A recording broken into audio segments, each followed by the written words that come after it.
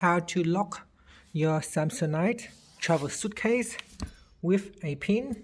Now on your suitcase here, make sure you are putting in the right key combination. So we put in the right key combination right here.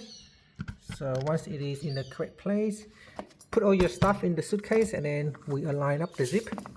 Okay, so align up the zip like this and then you push it in. It should click once and then twice, the second time with the second zip. So we do it with the first one and the second one. Push it in, it should both click into place, and then you now change the pin, so push it randomly and it is locked. Now if you do not know how to reset the pin, please watch my other videos. I show you how to reset the pin. Okay, so 1 6 so put in the right combinations and it should unlock your suitcase.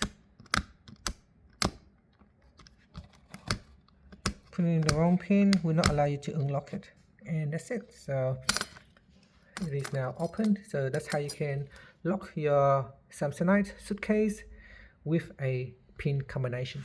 And that's it. Thank you for watching this video.